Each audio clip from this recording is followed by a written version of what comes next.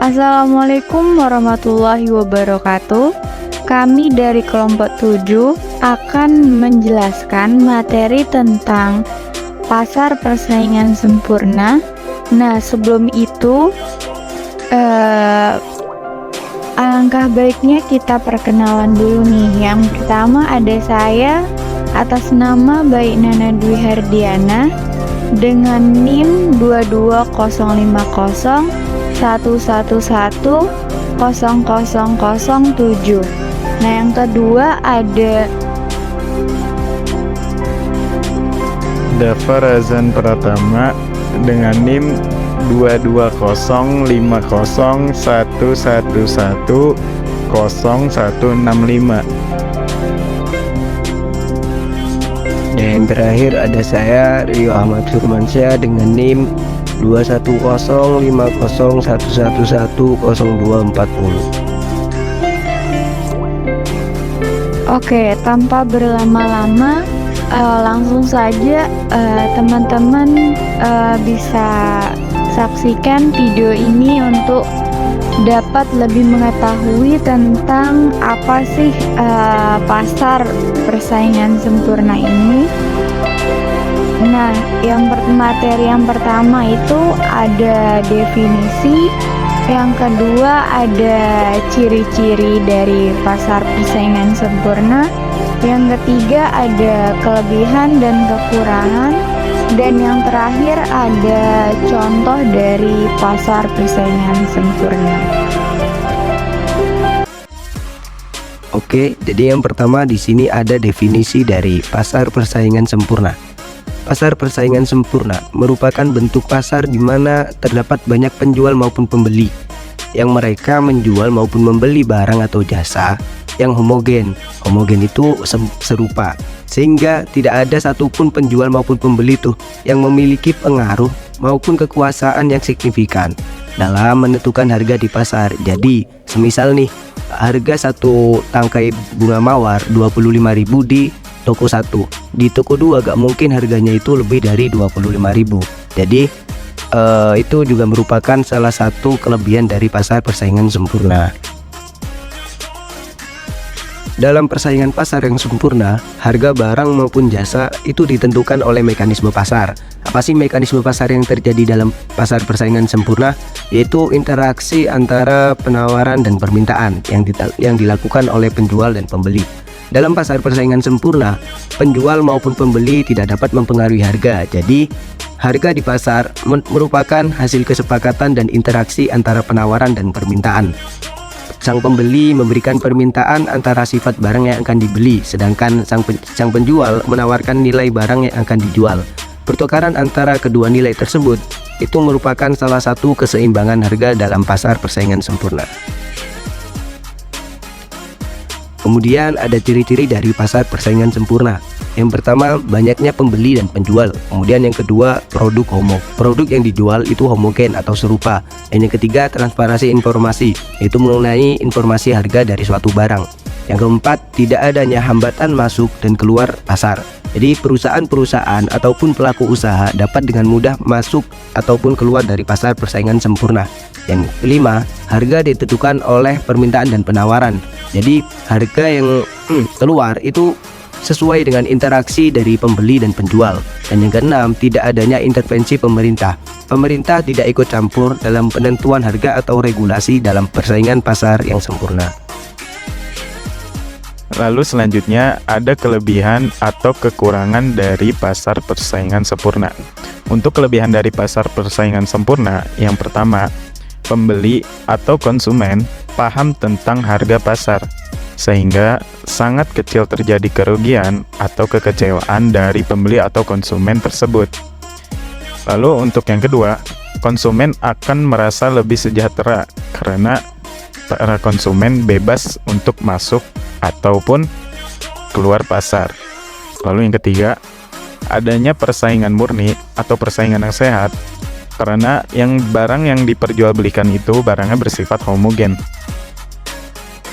Lalu untuk yang keempat, harga cenderung stabil karena keadaan pasar dapat diketahui sebelumnya oleh para konsumen atau para penjual. Lalu, untuk yang kelima, mudah memilih atau menentukan barang yang diperjualbelikan.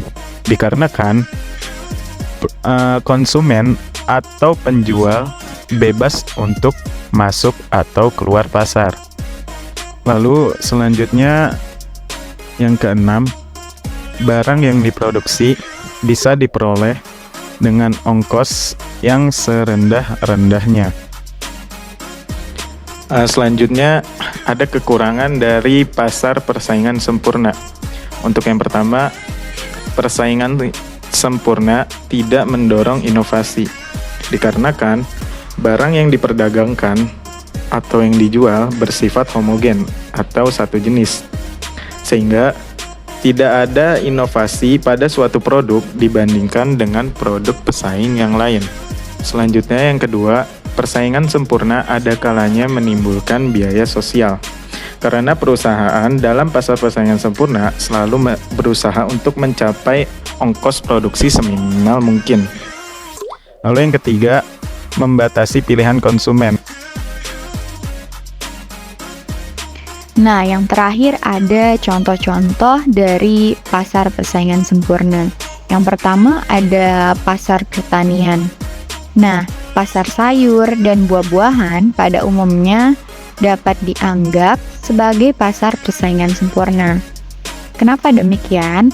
Karena banyak petani yang menanam dan menjual hasil panen mereka, dan produk-produk ini dianggap seragam dan homogen. Itulah mengapa pasar pertanian disebut sebagai salah satu contoh dari pasar persaingan sempurna. Oke, berikutnya yang kedua ada pasar barang-barang kecil. Pasar barang-barang kecil seperti buku, pensil, dan pulpen atau alat-alat seperti yang ada pada di gambar tersebut juga dapat dianggap sebagai pasar persaingan sempurna. Mengapa demikian? Karena banyak penjual dan pembeli. Itu yang utama. Serta produk yang dijual hampir serupa atau yang biasa kita sebut homogen satu sama lainnya. Oke, kemudian yang ketiga ada pasar saham. Nah, pasar saham juga dapat dianggap sebagai contoh pasar persaingan sempurna. Mengapa? Karena terdapat banyak pembeli dan penjual saham. Seperti ada juga reksadana, obligasi, SBN, dan lain-lainnya. Dan informasi yang relevan terhadap saham dan reksadana, obligasi, SBN, dan lain-lainnya itu tersedia untuk semua pihak. Jadi informasinya itu transparan, jadi tidak disembunyikan. Seperti itu. Oke, yang terakhir nih, yang keempat ada yang namanya pasar komoditi. Mengapa pasar komoditi ini disebut sebagai salah satu contoh dari pasar persaingan sempurna? Karena pasar komoditi seperti minyak bumi, gas alam, atau emas juga dapat dianggap sebagai pasar persaingan sempurna karena produk-produk ini dianggap seragam dan banyak pembeli dan penjual yang saling bersaing di pasar tersebut. Sehingga pada dasarnya pasar komoditi ini disebut sebagai pasar persaingan sempurna karena mereka itu sama-sama bersaing di pasar untuk menjual barang-barang mereka yang sama tersebut. Nah, itu dia tadi beberapa penjelasan dari kelompok kami tentang materi pasar persaingan sempurna. Jadi teman-teman sudah nggak bingung lagi nih, apa sih definisi dari pasar persaingan sempurna? Apa sih ciri-cirinya? Apa sih kelebihan dan kekurangannya? Serta apa sih contoh-contoh dari pasar persaingan sempurna tersebut? Tapi, jikalau teman-teman masih ada yang perlu ditanyakan atau diragukan, teman-teman bisa langsung tanya kepada kelompok kami. Sekian dari kelompok kami, apabila ada kurang dan lebihnya mohon maaf. Wassalamualaikum warahmatullahi wabarakatuh.